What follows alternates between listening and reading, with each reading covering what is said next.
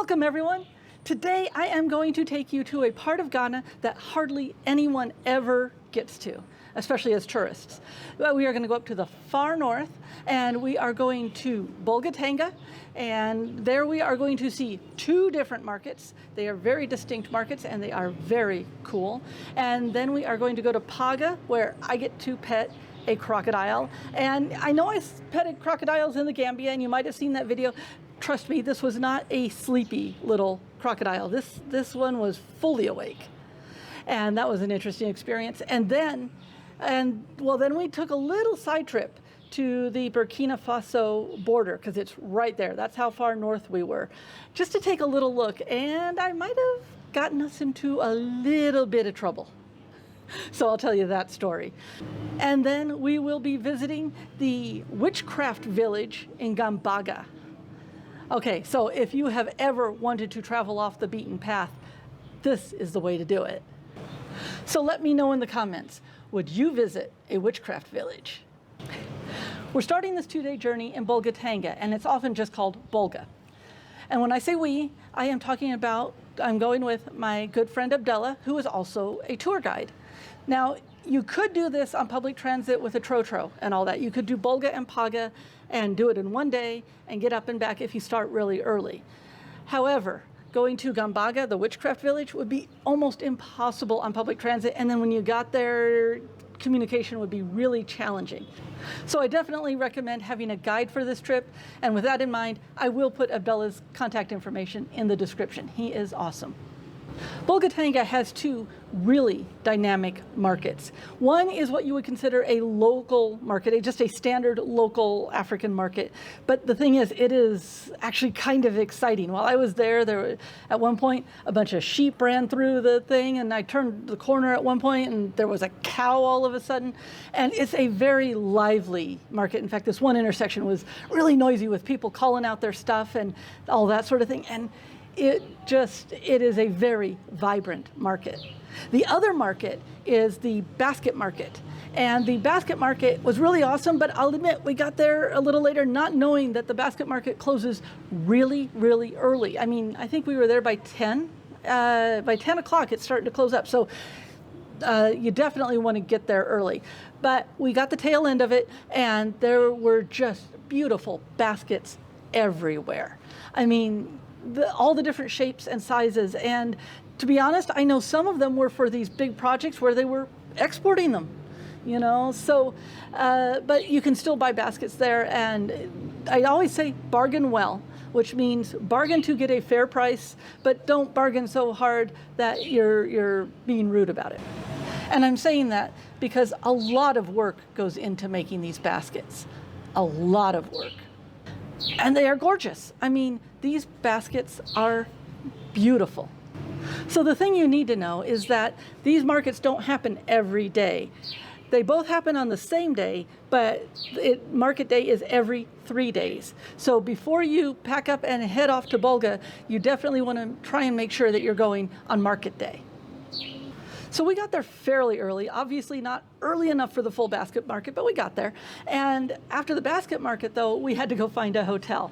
And Abdullah had a friend in the town, so he's the one that helped us find the right hotel, because the first place we went was pretty expensive. And so we found one that was much more affordable. And this time, I remembered to take pictures of the room.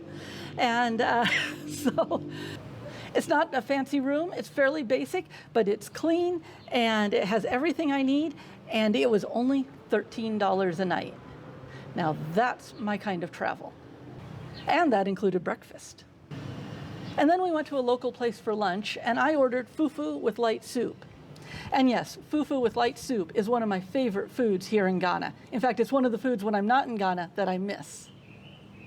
After lunch, it was off to Paga to visit the chief's crocodile pond. It's about a 40-minute drive from Bolgatanga, so not too far.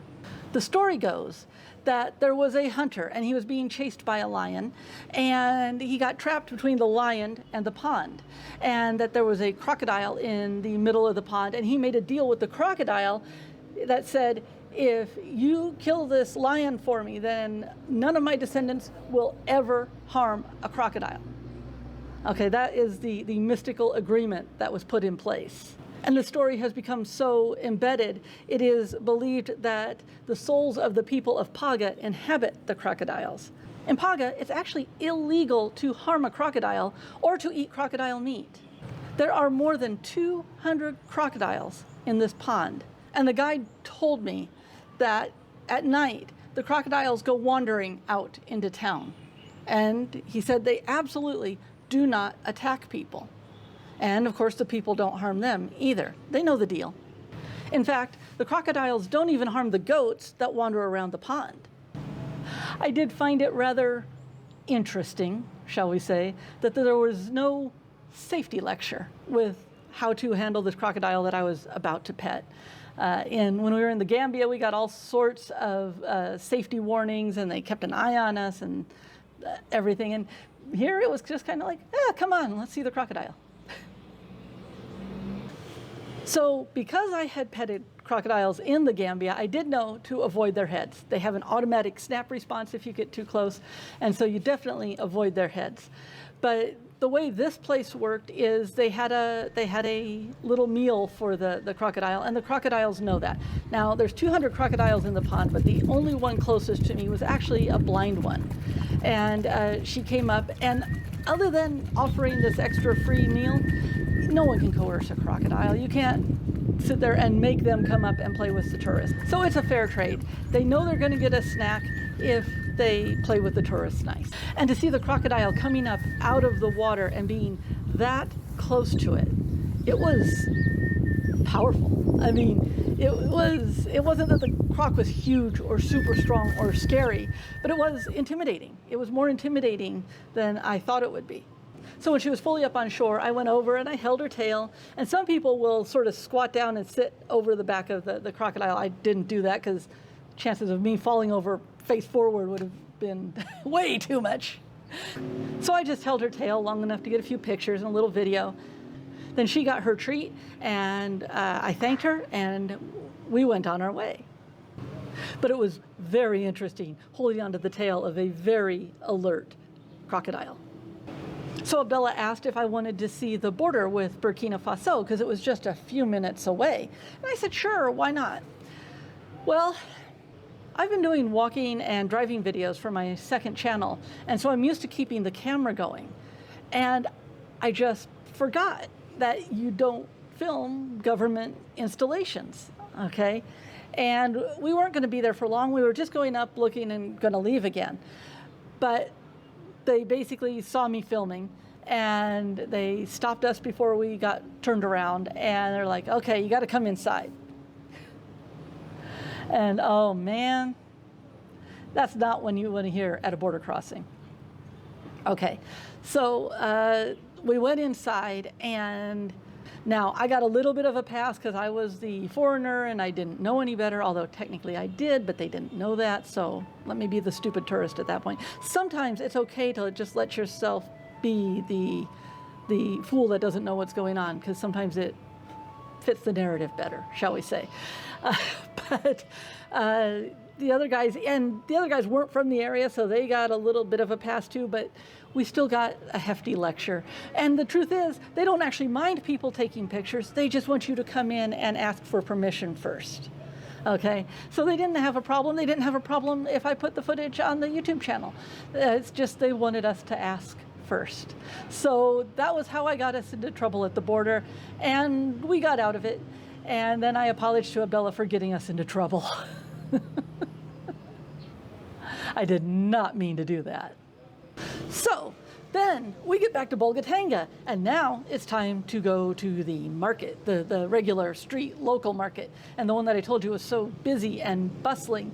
So I will tell you, I did do a video of the entire market walk, and that is on the second channel, and I will put a link in the description if you want to see the whole thing. But these are some highlights from that market walk.